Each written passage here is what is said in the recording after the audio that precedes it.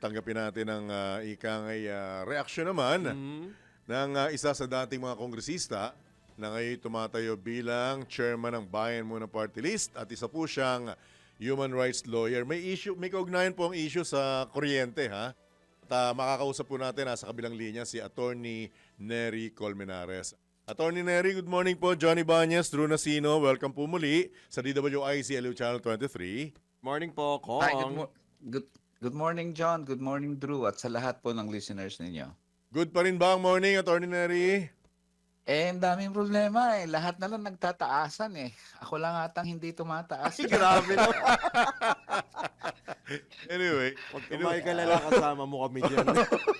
ano tawag doon? Magkasin. Magkasin taas. Anyway, Attorney Nery, Yes. issue ng kuryente ang pag-uusapan natin. Kaya pa ba ni Juan de la Cruz? Ay, hindi na kaya. Talagang hirap na talaga, Drew. At ano na to eh. Talagang ang tagal na kasing sinasabi namin yan sa Kongreso pa kami. Ang IPIRA na yan, yung pangako ng IPIRA na bababa ang presyo ng kuryente dahil sa IPIRA na yan. Walang kinaiba yan sa oil deregulation law na sabi nila bababa ang presyo ng langis.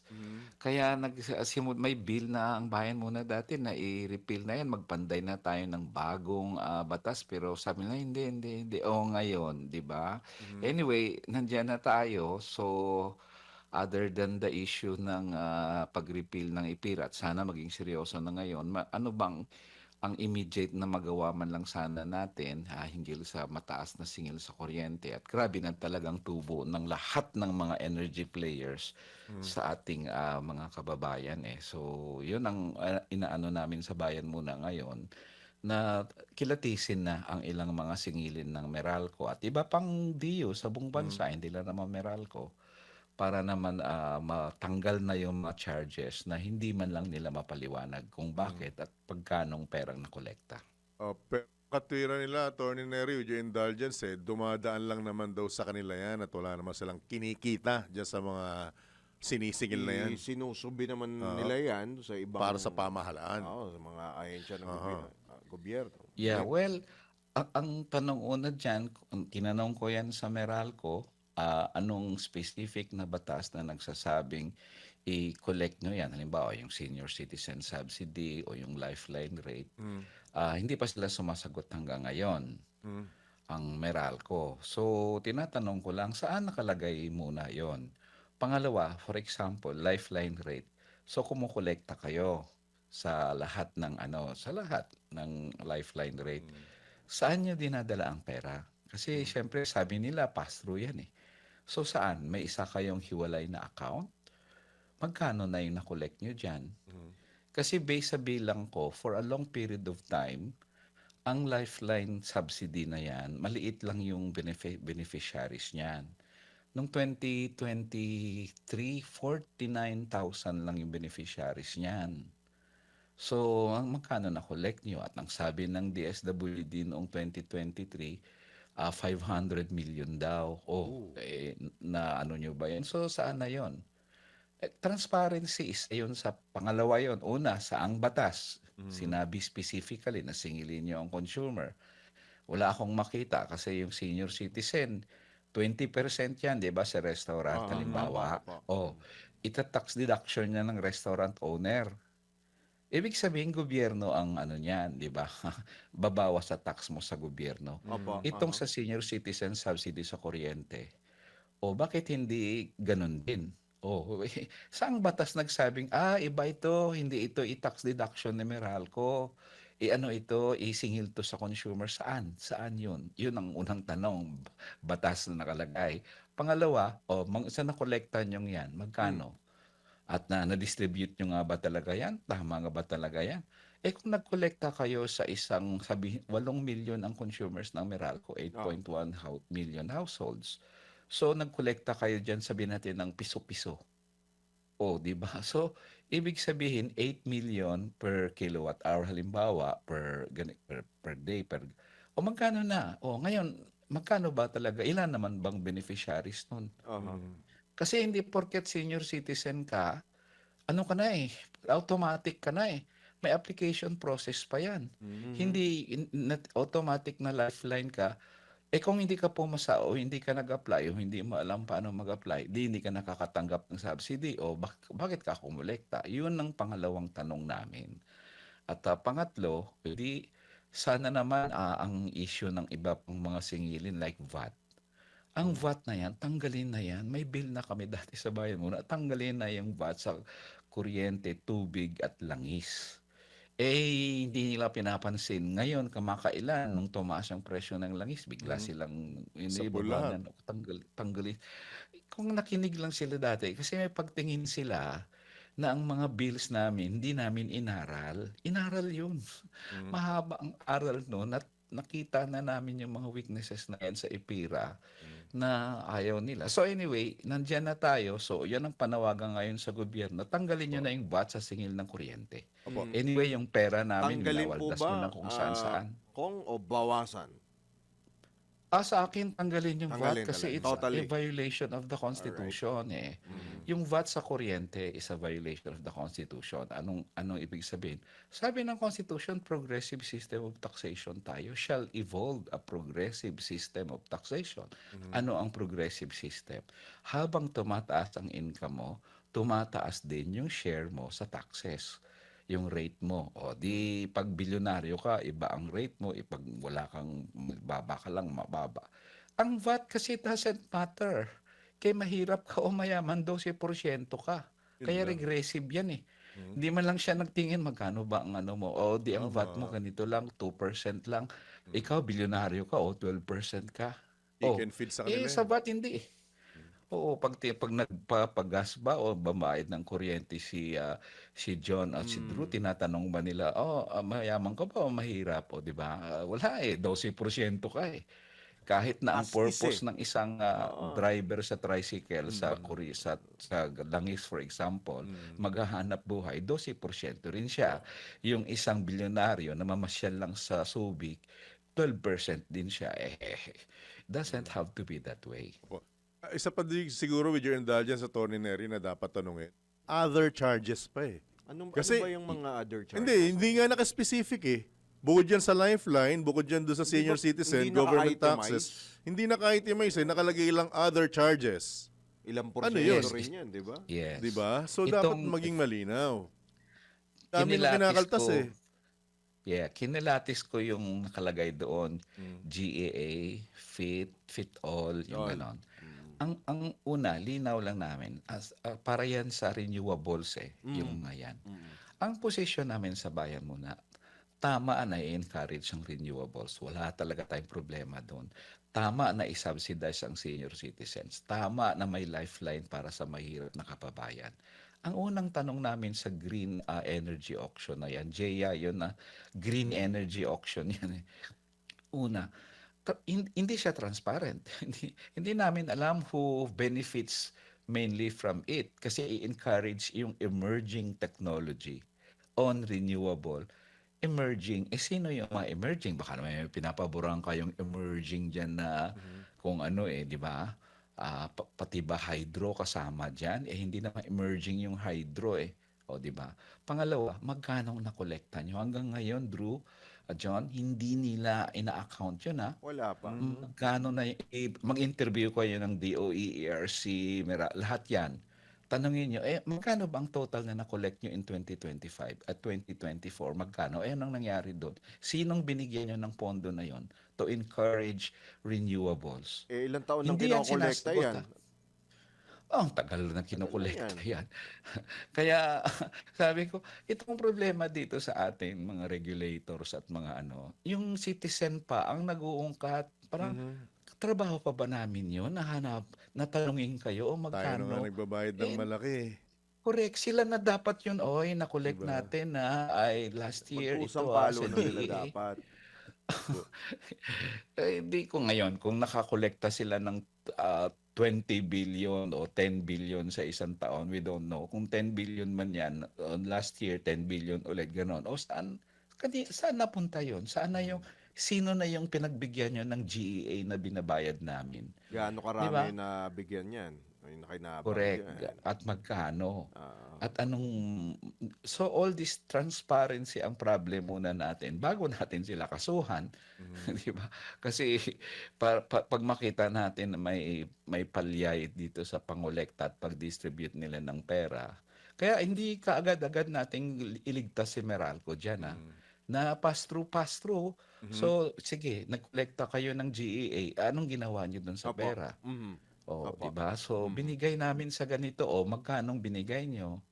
O kung sino man yung binigyan nila, o magkanong pinamigay mo? Kasi pondo 'yan para itulungan yung mga renewables, 'di ba? So yun lang, dito muna tayo sa transparency at naghirap na tayo sa buhay, nagbabayad tayo ng pera na hindi Opo. natin alam kung saan Opo. pumupunta. Parang taxes natin Aha. na binabayad natin na pupunta sa flood control, 'di ba? So yun ang komentaryo namin diyan sa bayan muna.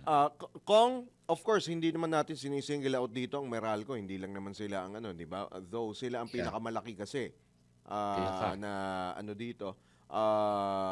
Kumbaga, power distributor or power stakeholder dito sa issue po na ito.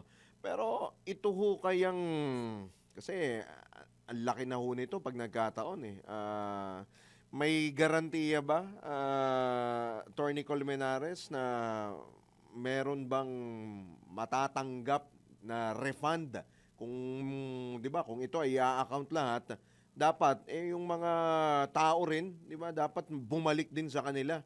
Ika nga, Attorney Colmenares, itong kung ano man yung siningil sa kanila. Una, dapat lang, dapat lang kung sumobra sila. Kaya trabaho ng ERC na hanapin yon. Kaya ang ERC, hingian natin ng magkano bang nakolekta, o ngayon sobra ba yon o ano? Kasi kung sobra, refund. That's the first. Second, sa refund na yan, medyo matagal, di ba? Sana pupuntang interest diyan. Iyang sunod na itatanong namin diyan sa kanila. May interest ba yan? Sobra pa lang singil mo o di-refund mo, di ba? O sige, di-refund mo yung actual na kinuha mo sa amin. Paano na yung interest? 1 taon yan sa bangko. Kung billions yun, magkano? Malaking interest nun. Parang pinagkikitaan nyo yung overprice. Nagkamali kami, na overcharge namin. Sorry na lang namin. Pero pinagkitaan nyo na. Baka naman sinadya nyo magkamali. Di ba? Para may interest kayo. That's the second question. Tanong nyo rin yan sa ERC, sa DOE at sa Meralco. Attorney At Neri, pangatlo, ang yes. problema rin po, pasensya na, ang problema rin pagdating sa refund, napakaingat nilang magbalik kasi baka raw sila magkamali. Correct.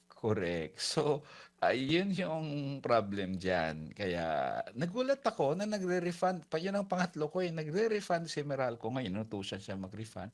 Nag-a-apply siya sa ERC ngayon ng dagdag na singil para sa kanyang, kumbaga, next 5 years na yung mga projects niya for in the future.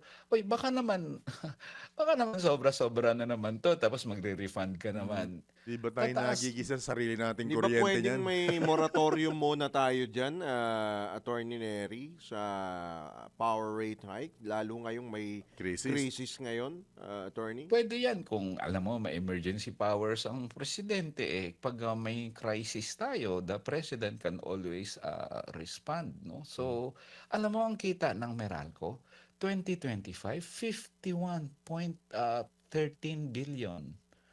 So Kita yun? neto yun. Neto? Of course, yung gross nila is mga 427 billion ang gross. Wow. Gross yun. Neto na lang yung 51.3. Mano ba naman? Konting purot lang ba? Purot lang kami doon. Wag mo na kami singilin Sene ito, all. di ba? Di ba? Di ba? Ito yun pa na isa nga ang problem. Attorney Neri, yung systems loss na to, ito yung isa sa Ako, yan, pinaka-controversial dito Yung Yes. nawala, ninakaw at illegal na connection, bakit tayo ang magkakarga nito? Dalawa ang problem sa system loss. Una, system loss, kasalanan ba namin yan? Tama. Dalawa yung component ng system loss. Yung unang technical. Yung technical, yung pumasok daw ang kuryente sa grid na bumili si Meralco ng, sabihin natin, 10 megawatts.